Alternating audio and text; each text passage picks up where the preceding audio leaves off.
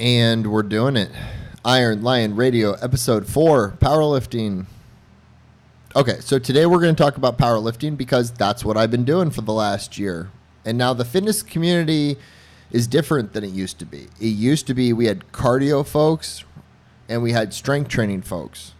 But in the last 10 years or so, especially, we've really started to specialize and people are picking sides.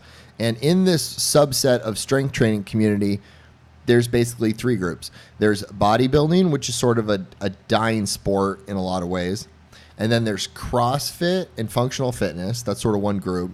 And then there's powerlifting. And I think those latter 2 groups are growing. So, what is powerlifting and how did it get started? Weightlifting goes back forever to like Greek and Roman times. But the sport of powerlifting got started around the 50s. And the first competition, I believe, was in the early 1960s. The roots of the sport are not well documented and not well known, but I think I know how it happened.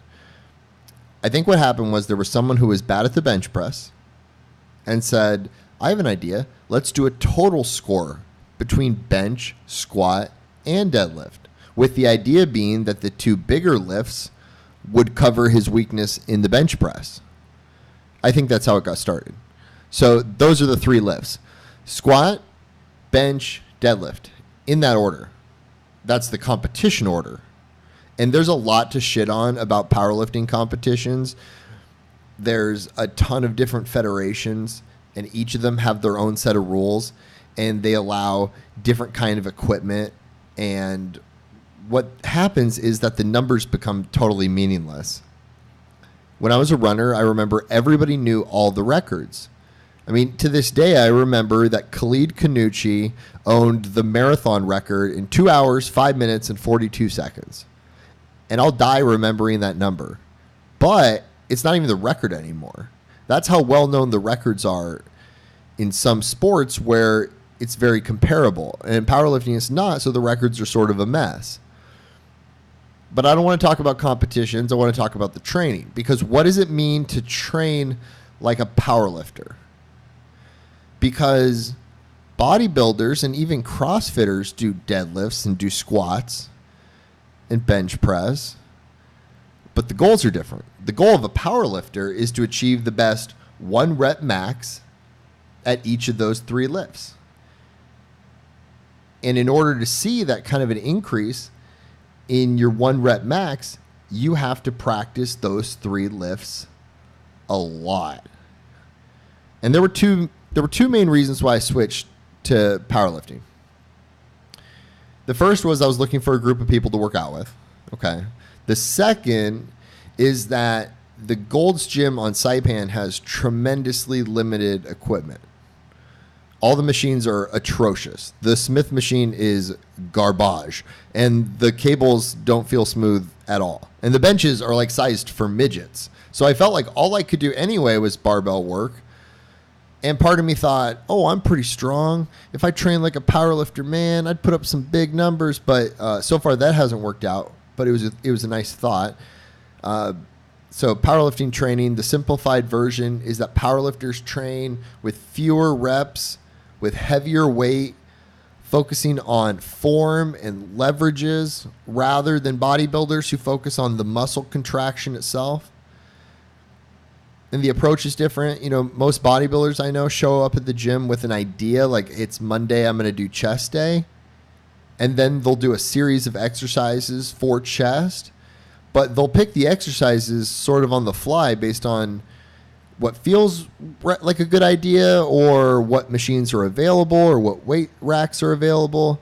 Powerlifting training is a lot more predetermined. And they like to call it programming, where they write out workout plans for the next several weeks or several months. The exercise, the weight, and the rep scheme is already predetermined. And this is one aspect that I find tremendously unappealing. It reminds me a little bit of running, but it reminds me even more of like the if it fits your macros people. It's based on the idea that I can put something on paper, and if I just stick to this, I'll reach my goal. I'll be stronger if I follow this exact path. And I sort of believe that generally mastery of anything is more art than science. And anything that has to do with improving human performance, I think should be heavily focused on the feedback that our bodies are giving us. So even though there's a definitive plan of progressively heavier training, sometimes we're forced to make adjustments.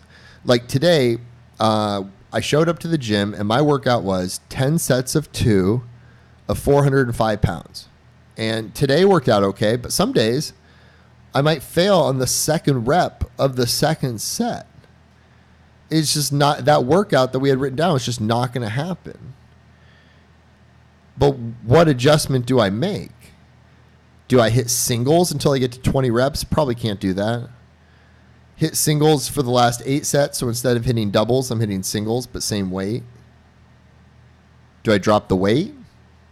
And if so, how much? Do the reps change? Or do I just say, fuck it, I don't have it today, I'm going home? There's a lot of options, but not an unlimited amount of options, because what's going on tomorrow is already written down on paper too.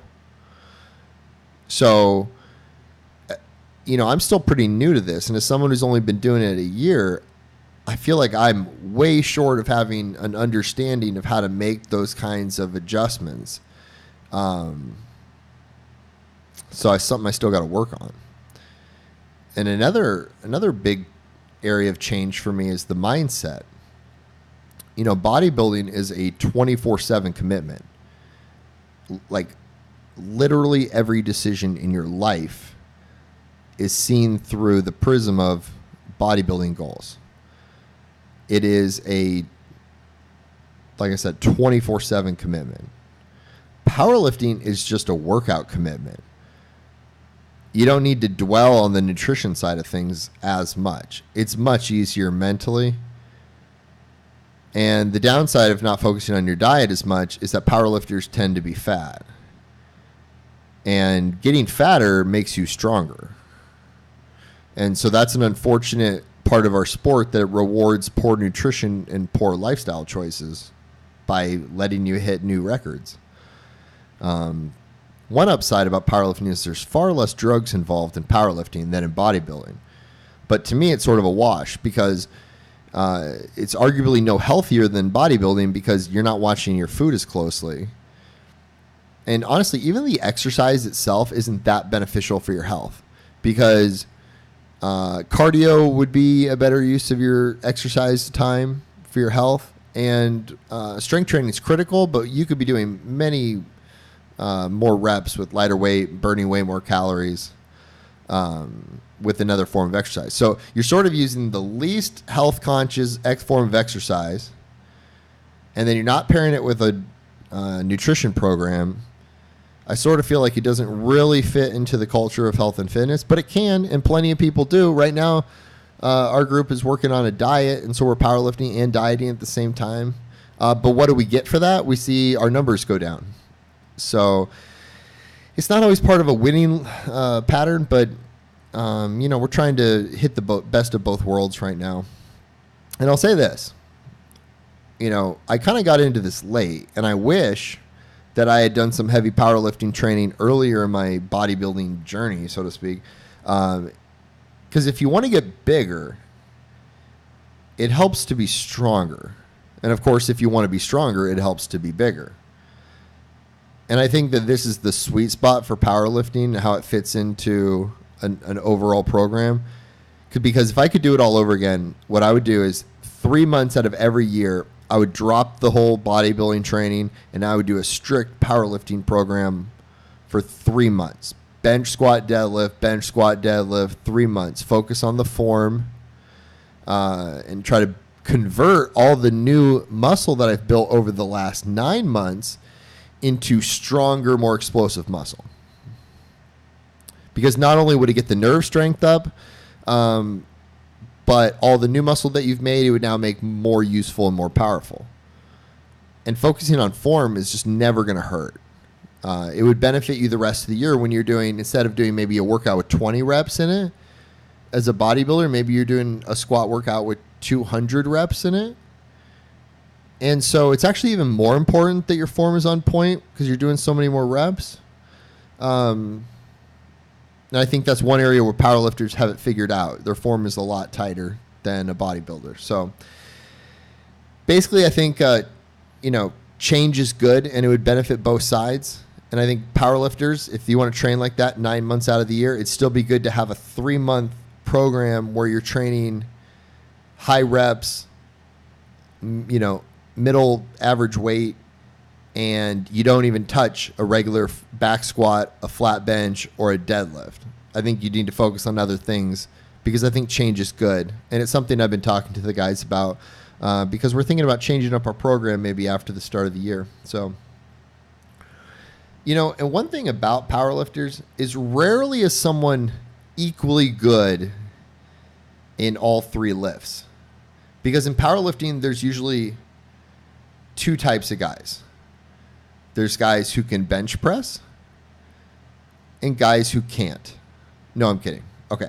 I really like bench press, but there's guys who can bench press, and then there's guys who can squat and deadlift. And the guys who can squat and deadlift are usually the ones that like to talk about their total. What's their total between the 3 lifts? And guys who can bench heavier, well, they don't have to say anything at all because they bench more. So after a year of training this way, what do I think? Do I need to make any changes? I mean, no. I'm still at the same place. I'm still at a gym with ultra limited equipment. So what's the alternative? And I still train with guys who want to powerlift, so I'm happy to powerlift. And, I feared that I would lose some size doing this, and I have. But I feel like it's leveled off. And I said a year ago I was ready to downsize and focus on my health a little bit more, and I think I've done that. So, I've been talking about powerlifting and things I like about it and things I don't. So I think we can skip the things I love and things I hate today. But I do have something I want you to check out.